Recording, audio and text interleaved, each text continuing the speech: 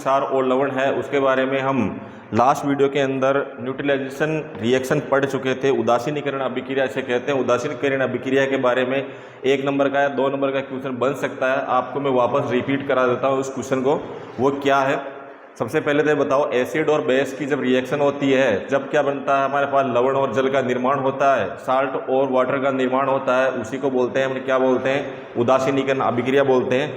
ये हमने पढ़ा था लास्ट क्लास के अंदर। देखिए अब आगे एसिड और बेस यानी कि अम्ल और क्षार की अभिक्रिया से आपको क्वेश्चन आ जाए, कौन सा वाला क्वेश्चन आ जाए, उदासीनीकरण अभिक्रिया किसे कहते हैं, उदासीनीकरण अभिक्रिया किसे कहते हैं। तो आप क्या लिखोगे, अम्ल और क्षार की जब अभिक्रिया कराई जाती है, किसकी, अम्ल और क्षार की, जब अम्ल और क्षार की अभिक्रिया परस्पर कराई जाए, आपस में कराई जाए, तो क्या निर्माण होता है, लवण और जल का निर्माण होता है। यही क्या है, उदासीनीकरण अभिक्रिया है। ये लास्ट वाले वीडियो में मैंने बता दिया था, उदासीनीकरण अभिक्रिया। इसको इंग्लिश में बोलते हैं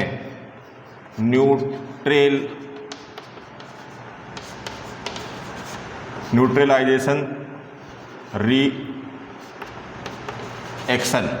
याद रखना, उदासीनीकरण अभिक्रिया के बारे में मैंने बता दिया है। अब हम इसी लेसन को कंटिन्यू करते हुए आगे बढ़ेंगे।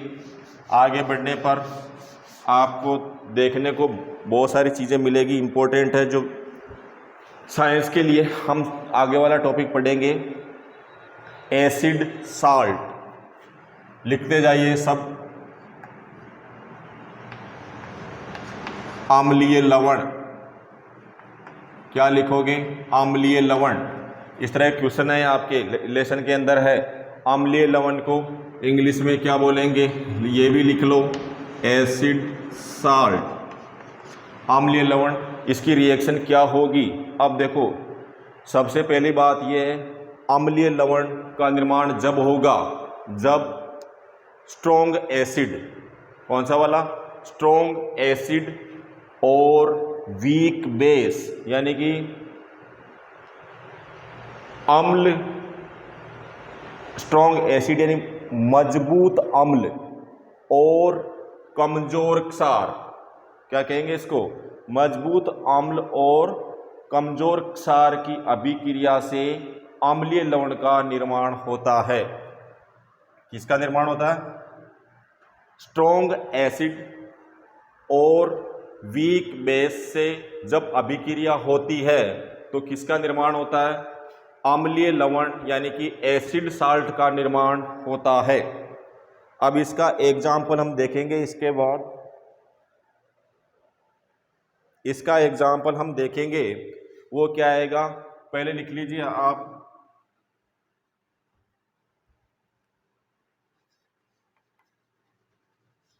स्ट्रॉन्ग एसिड की अभिक्रिया किससे करेंगे, वीक बेस यानी क्षार से कराएंगे। जब हमारे पास क्या आएगा, एसिड बेस आएगा जिसे बोलते हैं हम अम्लीय लवण। अब इसी तरह से उदाहरण ले लो, स्ट्रॉन्ग एसिड के अंदर हम लेंगे, स्ट्रॉन्ग एसिड के अंदर हम ले लेंगे हाइड्रोक्लोरिक अम्ल को, और वीक बेस यानी कि कमजोर क्षार के अंदर हम ले लेंगे अमोनियम हाइड्रोक्साइड। क्या ले लेंगे, अमोनियम हाइड्रोक्साइड। इससे जो निर्माण होगा किसका, अम्लीय लवण कौन से वाले का निर्माण होगा, इससे निर्माण होगा अमोनियम क्लोराइड का। ये क्या है, ये एसिड बेस है यानी कि अम्लीय लवण है। क्या है ये, अम्लीय लवण। अम्लीय लवण, सीधा सा 1 नंबर का क्वेश्चन आ जाता है, अम्लीय लवण का निर्माण कैसे होगा। तो आपको क्या लिखना है, स्ट्रॉन्ग एसिड के अंदर हाइड्रोक्लोरिक अम्ल आता है, वीक बेस के अंदर यानी कि कमजोर क्षार के अंदर कौन सा आता है क्षार, अमोनियम क्लोराइड। इसको क्या बोलते हैं, अमोनियम क्लोराइड। इसको क्या बोलते हैं, ammonium chloride, sorry ammonium hydroxide होगा ये, अमोनियम हाइड्रोक्साइड। इसको बोलेंगे अमोनियम हाइड्रोक्साइड और इसको बोलेंगे हम अमोनियम क्लोराइड, जो क्या होगा, अम्लीय लवण होगा। इसके बाद नेक्स्ट टॉपिक है अपना, नेक्स्ट टॉपिक के अंदर हम पढ़ेंगे अम्लीय लवण का निर्माण कैसे हुआ। अम्लीय लवण का निर्माण कैसे हुआ बच्चों, आपको बताया मैंने अम्लीय लवण का निर्माण कैसे होगा। वो होगा स्ट्रॉन्ग एसिड और वीक बेस की अभिक्रिया कराने पर जो अम्लीय लवण बनेगा वो ही क्या कहलाएगा, अम्लीय लवण का निर्माण कहलाएगा। और इसी के साथ आपको पता है कि हमने जो स्ट्रॉन्ग एसिड लिया था वो कौन सा था, हाइड्रोक्लोरिक अम्ल था। उसकी अभिक्रिया जो वीक बेस है उसके साथ कराई, तो वीक बेस कौन सा था, NH4OH जो था उसको बोलते हैं अमोनियम हाइड्रोक्साइड। और इनकी अभिक्रिया कराने से हमें जो अम्लीय लवण यानी एसिड साल्ट जो कौन सा प्राप्त हुआ था, NH4Cl अमोनियम क्लोराइड जो प्राप्त हुआ वो ही क्या कहलाएगा, अम्लीय लवण कहलाएगा। नेक्स्ट देखिए न्यूट्रल साल्ट यानी उदासीन लवण। नेक्स्ट देखेंगे हम उदासीन लवण। उदासीन लवण को क्या बोलते हैं, इंग्लिश में न्यूट्रल साल्ट। अब ये क्या होगा, जब स्ट्रॉन्ग एसिड और देखो उदासीन साल्ट का निर्माण कब होगा, यानी कि उदासीन लवण का निर्माण कब होगा, जब स्ट्रॉन्ग एसिड और स्ट्रॉन्ग बेस की अभिक्रिया कराएंगे तो हमें क्या मिलेगा, न्यूट्रल साल्ट मिलेगा, उसे ही हम उदासीन लवण कहेंगे। देखो लिख लो, स्ट्रॉन्ग एसिड की अभिक्रिया स्ट्रॉन्ग बेस के साथ कराते हैं तो हमें क्या मिलता है, न्यूट्रल साल्ट और जल मिलता है। क्या मिलता है, जल। न्यूट्रल साल्ट और जल मिलता है। मजबूत अम्ल, कमजोर क्षार और उदासीन लवण। इसके लिए हम क्या करेंगे, सर्वप्रथम स्ट्रॉन्ग एसिड लेंगे। स्ट्रॉन्ग एसिड हम वो ही ले लेते हैं जो लास्ट वाले में लिया था। स्ट्रॉन्ग एसिड का उदाहरण हाइड्रोक्लोरिक अम्ल होता है और स्ट्रॉन्ग बेस का उदाहरण सोडियम हाइड्रोक्साइड होता है। इसकी अभिक्रिया कराने पर जो न्यूट्रल साल्ट बनता है वो बनता है जो साधारण नमक होता है, सोडियम क्लोराइड, और जो वाटर होता है वो H2O। इस तरह से उदासीन लवण का निर्माण होता है, यानी न्यूट्रल साल्ट का निर्माण होता है। नाम भी लिख लो, इसको बोलेंगे हम सोडियम हाइड्रोक्साइड। इसको क्या बोलेंगे, सोडियम हाइड्रोक्साइड। इसको बोलेंगे सोडियम हाइड्रोक्साइड। ये जो हम साधारण नमक होता है सोडियम क्लोराइड, इसका pH मान 7 होता है। सोडियम क्लोराइड, ये सोडियम क्लोराइड और जल का निर्माण होगा। यानी कि सीधा सीधा सा मतलब है कि उदासीन लवण के बारे में बताइए, 1 नंबर का क्वेश्चन आ जाए, 2 नंबर का क्वेश्चन आ जाए तो आपको आंसर इस तरह से देना है। चलो ये आ गया समझ में। उदासीन लवण यानी कि स्ट्रॉन्ग एसिड स्ट्रॉन्ग बेस की जब अभिक्रिया कराते हैं तो उदासीन लवण यानी न्यूट्रल साल्ट का निर्माण होता है और जल का निर्माण होता है, जिसकी मैंने केमिकल रिएक्शन यहाँ पे शो कर दी। हाइड्रोक्लोरिक अम्ल स्ट्रॉन्ग एसिड में आता है, सोडियम हाइड्रोक्साइड स्ट्रॉन्ग बेस में आता है। इसकी अभिक्रिया से जो लवण बनता है उसे ही हमें क्या बोलते हैं, उदासीन लवण कहा जाता है, जिसका नाम है सोडियम क्लोराइड। इसका नाम क्या है, सोडियम क्लोराइड। चलो नेक्स्ट चलते हैं। ये चीजें ध्यान रखना, ये चीजें एग्जाम में पूछी जाती है आपके 10th क्लास के बोर्ड के एग्जाम के अंदर। नेक्स्ट, हाँ चलिए अब पढ़ेंगे अपन बेसिक साल्ट। क्या पढ़ेंगे, बेसिक साल्ट यानी कि क्षारीय लवण। क्षारीय लवण कर दो इसको। ये भी आता है एग्जाम। अब बेटा क्षारीय लवण कैसे बनेगा? क्षारीय लवण बनेगा बेटा, याद रखना, स्ट्रॉन्ग बेस, ठीक है, और वीक एसिड, वीक एसिड की अभिक्रिया से हमें प्राप्त होगा, क्या प्राप्त होगा? Basic salt. क्या प्राप्त होगा? बेसिक साल्ट का निर्माण इसी तरह से होगा। याद रखना, इसके अंदर बेसिक साल्ट क्षारीय लवण के बारे में बताइए, एक समीकरण द्वारा हमें समझाइए, तो क्या लिखोगे? स्ट्रॉन्ग बेस मजबूत क्षार, वीक एसिड कमजोर अम्ल की अभिक्रिया कराने पर बेसिक साल्ट यानी कि क्षारीय लवण का निर्माण होता है, और इसी के साथ किसका निर्माण होता है? जल का निर्माण होता है। अब भैया एक बात बताओ, स्ट्रॉन्ग बेस के अंदर हमने अभी थोड़ी देर पहले पढ़ा था, सोडियम हाइड्रोक्साइड ले लेते हैं, कमजोर। अब यहाँ पे लेना अपने को HCl H2SO4 स्ट्रॉन्ग एसिड के अंदर आते हैं, लेकिन हमें कौन सा लेना है? वीक एसिड लेना है, यानी कमजोर एसिड लेना है, कमजोर अम्ल लेना है। उसके उदाहरण के लिए आपने देखा होगा CH3COOH, इसी को बोलते हैं हम कमजोर अम्ल। इसी की अभिक्रिया से जो निर्माण होगा वो होगा हमारे पास सोडियम एसीटेट का, जिसका सूत्र होता है NaC2, NaC2 और H3O2। और एक मिनट, उलझ गया रे भाई,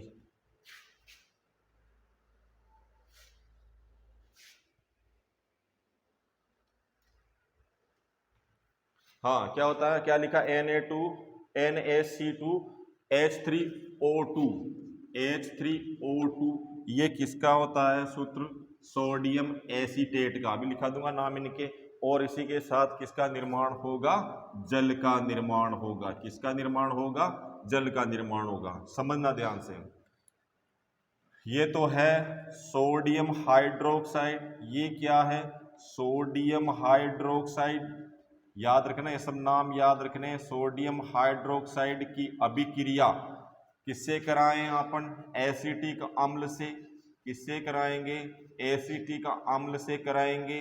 अम्ल से अभिक्रिया कराने पर जो ये सोडियम एसीटेट प्राप्त होता है, सोडियम एसीटेट प्राप्त होता है, लिख लो एसीटेट, सोडियम एसीटेट जो प्राप्त होता है इसी को बोलते हैं बेसिक साल्ट, यानी कि क्षारीय लवण, इसे ही बोला जाता है। आपको पूछ ले क्षारीय लवण का निर्माण कैसे होगा, समीकरण द्वारा समझाइए, तो किसका प्रयोग करेंगे हम? हमें ध्यान रखना, यानी कि स्ट्रॉन्ग बेस यानी कि मजबूत क्षार की अभिक्रिया कमजोर अम्ल के साथ कराई जाए। यानी कि ये क्या है? ये क्या है? सोडियम हाइड्रोक्साइड क्या है? स्ट्रॉन्ग बेस है ये। और ये क्या है? कमजोर अम्ल है ये। कौन सा? एसिटिक अम्ल CH3COOH, इसका फॉर्मूला होता है, ये आपको याद करना है। इसी से हमारे को प्राप्त होने वाला जो उत्पाद है, जो प्रोडक्ट है, सोडियम एसीटेट है, वो क्या और जल का निर्माण होता है। इसी अभिक्रिया को क्या बोलते हैं? क्षारीय लवण वाली अभिक्रिया। या फिर पूछ लिया जाए क्षारीय लवण किस तरह से प्राप्त करेंगे, तो इसी पैटर्न से हम प्राप्त करेंगे। ये तो हो गया एसिटिक अम्ल। अब बेटा एक क्वेश्चन और पूछते हैं एग्जाम के अंदर, डाइल्यूशन, जिसे बोलते हैं तनुकरण। ये आपको देखने को मिलेगा, ये भी क्वेश्चन तनुकरण के बारे में पूछ लेते हैं। ध्यान रखना, ध्यान से समझना। PDF नोट्स मैं आपको इसी वीडियो के डिस्क्रिप्शन लिंक के अंदर, जो हमारा चैनल है टेलीग्राम चैनल, उसके अंदर आपको इसके PDF नोट्स भी मिल जाएंगे। लेकिन सबसे पहले समझो आप,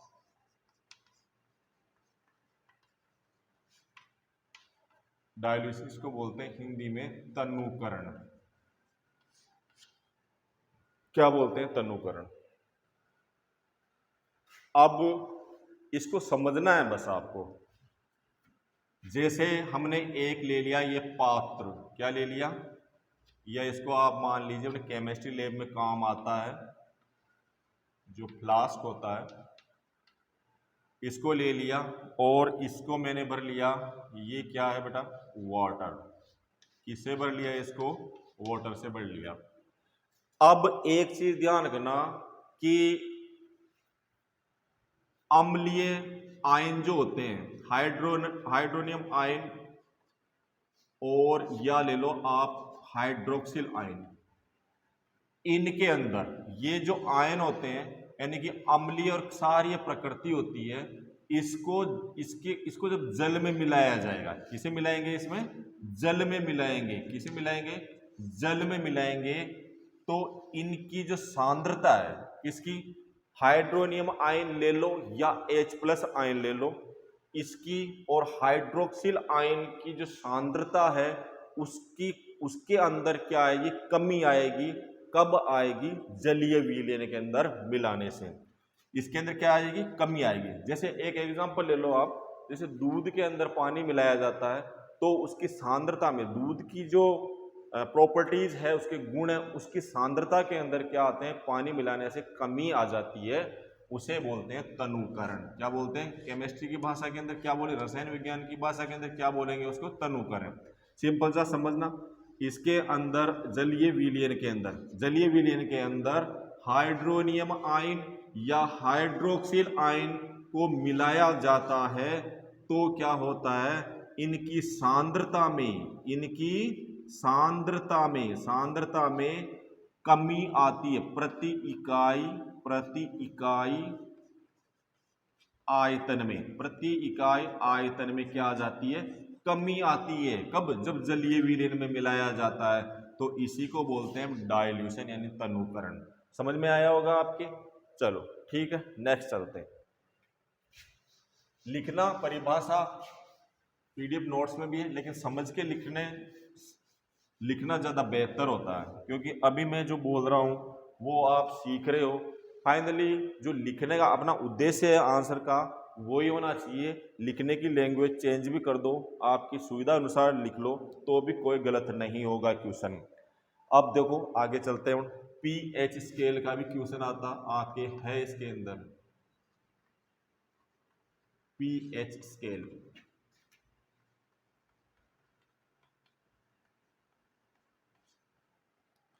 अब सुनो इधर, पीएच स्केल का क्वेश्चन आ सकता है, क्या हो सकता है, आ सकता है।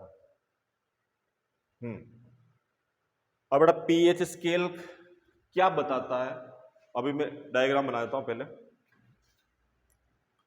पीएच स्केल क्या बताता है आपको, ये पीएच स्केल हो गया अपना, कुछ ज्यादा लंबा बन गया क्या भाई,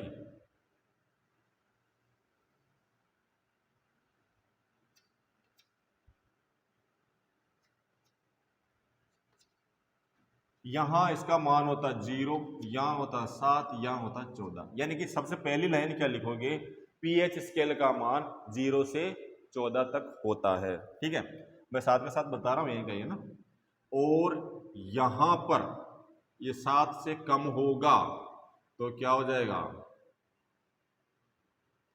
इसी तरह से बनेगा, 7 से कम होगा तो H+ आयन, यहाँ लाइन खींच देते हैं, H+ आयन तो यहाँ रहेंगे और OH- कहाँ रहेंगे बेटा, यहाँ पर OH-। इसको हाइड्रोनियम आयन जो लिखाया था ना H3O+, ये भी बोलते हैं। अब देखो इधर जब 7 से कम, यहां मैं लिख देता हूं, इधर की साइड में दिशा लिख दी,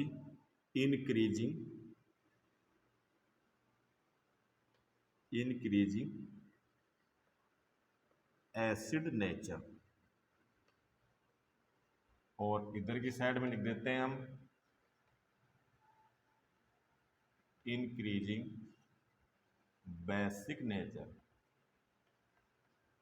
अब इसका सीधा सिंपल सा बताता हूं मैं, अगर पीएच स्केल में किसी विलयन का मान 7 से 14 के बीच में आता है या 7 से बढ़ता हुआ 14 तक जाता है, तो इसका मतलब ये हुआ वो कौन से नेचर में, क्षारीय प्रकृति का है। कौन सा है, क्षारीय प्रकृति का।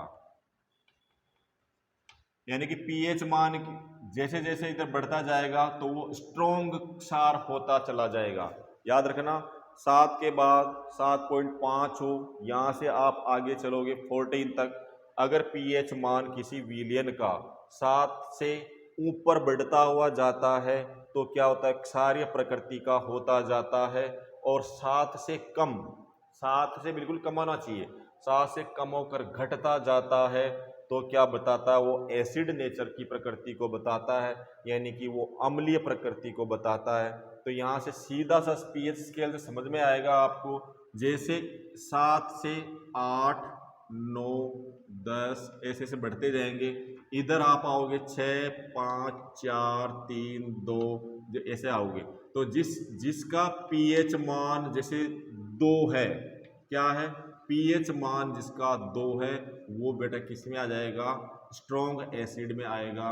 यानी कि उसमें क्या होगा, हाइड्रोनियम आयन जो है उनकी सांद्रता ज्यादा होगी। क्या होगी, अब ऐसे ही इस तरह से इधर चलोगे, आप इधर चलोगे तो जैसे 8 पीएच मान किसी का कितना आ गया, एक का तो 8 है और एक का पीएच मान हम मान लेते हैं यहाँ पर आपको पता हो जैसे 11 मान लेते हैं। तो स्ट्रॉन्ग बेस कौन सा कहलाएगा, ये कहलाएगा पीएच मान जिसके अपने लिखा है 11। तो स्ट्रॉन्ग बेस यानी कि पीएच मान जितना अधिक होता है, 7 से अधिक जितना अधिक होता है उसका बेसिक नेचर जो होता है क्षारीय प्रकृति ज्यादा स्ट्रॉन्ग होती है। उसमें सांद्रता किसकी, OH यानी कि हाइड्रोक्सिल आयनों की सांद्रता बहुत ज्यादा बढ़ती जाती है इधर। और इधर किसकी बढ़ेगी, इधर लेफ्ट हैंड साइड के अंदर किसकी बढ़ेगी, H+ या H3O+ हाइड्रोनियम आयनों की सांद्रता बढ़ेगी।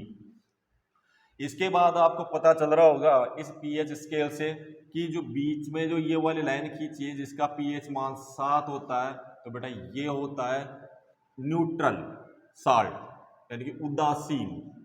जिस भी विलयन का मान पीएच मान अगर मान लो 7 आ जाए तो वो क्या कहलाता है, उदासीन। ये याद रखना।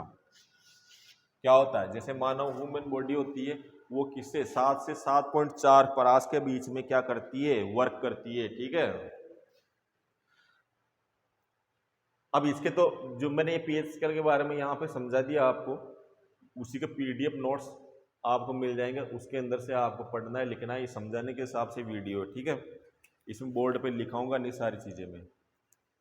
अब चलते हैं अपन स्ट्रॉन्ग एसिड। 1-2 नंबर का क्वेश्चन आ जाता, सभी को मैं लिखे मैंने समझे, और जैसे जैसे मैं पढ़ा रहा हूँ इसी के अंदर जैसे टॉपिक वाइज वैसे के वैसे आपको पीडीएफ नोट्स के अंदर भी ऐसे कैसे मिलेंगे। ठीक है, हाँ चलिए अब आगे चलते हैं अपन स्ट्रॉन्ग एसिड। जल्दी जल्दी पढ़ो, बड़ी हो जाएगी क्लास में, देखोगे नहीं। स्ट्रॉन्ग एसिड, अब स्ट्रॉन्ग एसिड किसे कहेंगे, अब आप बताइए, खुद ही बता दीजिए, सीधा सिंपल सा। अभी पीएच स्केल पढ़ा अपन, स्ट्रॉन्ग एसिड कौन सा हुआ, जिसका मान 7 से इधर, कौन सी साइड में, इधर की साइड में 7 से इधर घटता जाएगा तो वो स्ट्रॉन्ग एसिड होगा। इट मीन्स क्या हुआ, यानी कि जिस विलियन में या जलीय विलियन के अंदर क्या हो बेटा, H+ या H3O+, इनको बोलते हैं अपन हाइड्रोनियम आयन। हाइड्रोनियम हिंदी में भी लिख लो, हाइड्रोनियम आयन। यानी कि जिस विलियन के अंदर, जिस जलीय विलियन के अंदर H+ या H3O+ आयनों की जो सांद्रता है वो क्या होनी चाहिए, अधिक होनी चाहिए। उसी को क्या बोलेंगे, एसिड, सॉरी स्ट्रॉन्ग एसिड। इसका एग्जाम्पल आपने अभी थोड़ी देर पहले रिएक्शन करी थी, उसके अंदर हाइड्रोक्लोरिक अम्ल भी लिया था, H2SO4 सल्फ्यूरिक अम्ल भी लिया था अपन ने। ये किस में आते हैं? स्ट्रॉन्ग एसिड के अंदर आते हैं। बस इसी चीज को समझना है, सिंपल सा आंसर देना है, स्ट्रॉन्ग एसिड का आ जाए आपको। यानी कि किसी जलीय विलयन के अंदर H+ या हाइड्रोनियम आयन जो H3O+ होते हैं, इनकी सांद्रता क्या होनी चाहिए? अधिक होनी चाहिए। अधिक होगी तो क्या होगा? स्ट्रॉन्ग एसिड होगा। और इसका एग्जाम्पल आपको दे देना है हाइड्रोक्लोरिक अम्ल और सल्फ्यूरिक अम्ल। कौन सा उदाहरण दे देना आपको? हाइड्रोक्लोरिक अम्ल और सल्फ्यूरिक अम्ल।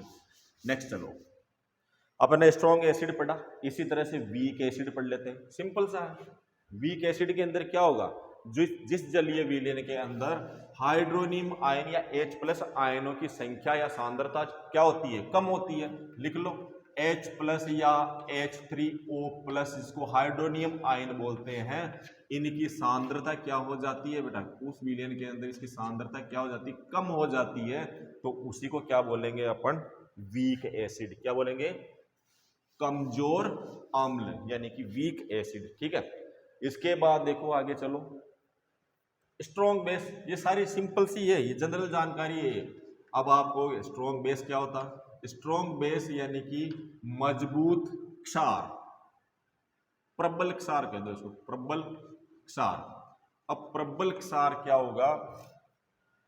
प्रबल क्षार क्या होगा बेटा?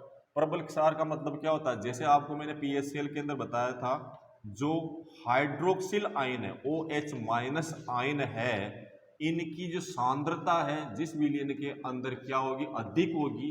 वो क्या कहलाएगा? प्रबल क्षार कहलाएगा। इसी तरह से देख लो आप, वीक बेस यानी कि दुर्बल क्षार। क्या कहेंगे इसको? दुर्बल क्षार। अब बेटा दुर्बल क्षार के अंदर क्या होगा? ऐसा विलयन जिसके अंदर जो OH- यानी कि हाइड्रोक्सिल आयन की जो सांद्रता है, सांद्रता क्या होनी चाहिए? कम होनी चाहिए। उसको हम क्या बोलेंगे? Weak base. यानी कि ये सिंपल सी जानकारी है जो मैंने आपको दी है इस वीडियो के अंदर। अब चलेंगे आगे,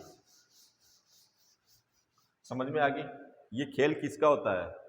हाइड्रोक्सिल आयन और हाइड्रोनियम आयनों का। इसके बाद देखो, अब देखो पीएच वैल्यू जो होती है उसका मानव शरीर पर, मानव के दैनिक जीवन पर क्या प्रभाव पड़ता है?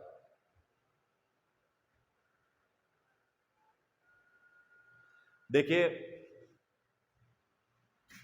मानव शरीर पर जो प्रभाव पड़ता है, मैंने आपको थोड़ी देर पहले बताया था कि मानव यानी कि जो डेली लाइफ होती है उसके अंदर ह्यूमन बॉडी का जो पीएच परास है, हमारी जो ह्यूमन बॉडी है वो 7 से 7.4 परास के बीच, उसकी पीएच वैल्यू 7.4 तक होनी चाहिए। उसके बीच में वो प्रॉपर्ली वर्क करती है। अगर इससे कम और ज़्यादा हो जाए तो हम क्या हो जाते हैं? रोग से ग्रसित हो जाते हैं। वो देख लो क्या क्या रोग होते हैं। जैसे यदि ब्लड का पीएच मान 7.45 से अधिक हो, याद रखना यहां पे मैं लिख रहा हूं ह्यूमन बॉडी, सुनना इधर, यानी कि मानव शरीर, मानव शरीर अगर मान लो 7.4 से कम हो जाए, सॉरी अधिक हो जाए, अधिक हो जाए इसका पीएच मान, ये इसकी पीएच वैल्यू है, पीएच वैल्यू, यानी कि ये पीएच मान से अगर मान लो किसी भी मनुष्य की पीएच मान बढ़ जाए, यानी कि पीएच मान क्या हो जाए? बढ़ जाए, तो उसे, अब देखो आप ये बताइए मुझे, 7.4 से बढ़ेगा तो वो कौन सी प्रकृति में जाएगा? क्षारीय में। इसमें चला जाएगा क्षारीय में, ये ध्यान है ना, क्षारीय प्रकृति में जाएगा। इसीलिए इसको बोलेंगे हम क्षारमयता, हिंदी में लिख लो इसको, क्षारमयता से ग्रसित होंगे। किससे होंगे? क्षारमयता। इसको इंग्लिश में बोलते हैं एल्केलोसिस, एल्केलोसिस। यानी कि एल्केलोसिस जो होता है उसके अंदर हमारा मानव शरीर का पीएच वैल्यू जो है वो 7.4 से ऊपर चली जाती है और वो क्षारीय प्रकृति का हो जाता है। उसके अंदर हमारी सेल्स, कोशिकाएं जो होती है, जो मानव शरीर की यूनिट होती है, यानी कि प्रथम इकाई से, या कह सकते हैं हम सूक्ष्म इकाई इसको बोलते हैं, जिससे कोशिकाओं से मिलकर शरीर बनता है हमारा, वो एल्कोसिस हो जाने के कारण प्रॉपर रूप से काम नहीं कर पाती प्रॉपर, क्योंकि वो ही क्या करती है, ग्लूकोज का निर्माण, यानी कि हम जो भोजन करते हैं उसे एनर्जी का निर्माण वो ही करती है। ठीक है, तो वो कौन सा रोग हो जाएगा, एल्केलोसिस। इसी तरह से बेटा एक चीज बताओ, ह्यूमन बॉडी के अंदर अगर मान लो 7.4 से वैल्यू क्या हो जाए, कम, वैल्यू क्या हो जानी चाहिए, कम। अगर 7.4 से कम होगी तो आपको पता है इधर जाएंगे पीएच स्केल के अंदर, तो कौन सी प्रकृति हो जाएगी, अम्लता बढ़ेगी, अम्लीय। हमारा शरीर के अंदर क्या बढ़ जाएगा, अम्ल बढ़ जाएगा, और इसी अम्ल को क्या बोलते हैं, इसको हिंदी में बोलेंगे अपन अम्ल रक्तता, यानी कि रक्त के अंदर क्या बढ़ जाएगा, अम्ल रक्तता। इसको बोलते हैं इंग्लिश के अंदर एसिडोसिस, इंग्लिश में एसिडोसिस बोलते हैं इसको, याद रखना। बस समझना ये ह्यूमन बॉडी में 7 से 7.4 ह्यूमन बॉडी जो होती है उसके अंदर वर्क करती है। 7.4 से अधिक अगर मान लो पीएच वैल्यू बढ़ जाए हमारी, तो हम क्या, कौन से रोग के शिकार हो जाएंगे, क्षार मेहता एल्केलोसिस से ग्रसित हो जाएंगे। इसी तरह से 7.4 से अगर 7 से कम हो जाए, तो 7 से कम होने पर क्या होगा, हमारे ब्लड के अंदर क्या है, अम्लीय प्रकृति बढ़ेगी, जिस रोग को क्या बोलेंगे, एसिडोसिस। जिससे प्रॉपर रूप से हमारी जो सेल्स होती है, हमारी सेल्स जो होती है वो काम नहीं कर पाती, इसलिए हम क्या हो जाते हैं, कई प्रकार के रोगों से पीड़ित होने की संभावना इसके अंदर रहती है। इसके बाद देखो, चलें आगे, पीएच वैल्यू ह्यूमन बॉडी हो गया, आपके अम्लता एल्कोसिस हो गया। अब चलते हैं अपन, इस वीडियो को बंद करते हैं। चलो इस वीडियो, अब आगे नेक्स्ट वीडियो के अंदर हम कंटिन्यू करेंगे वापस, ठीक है।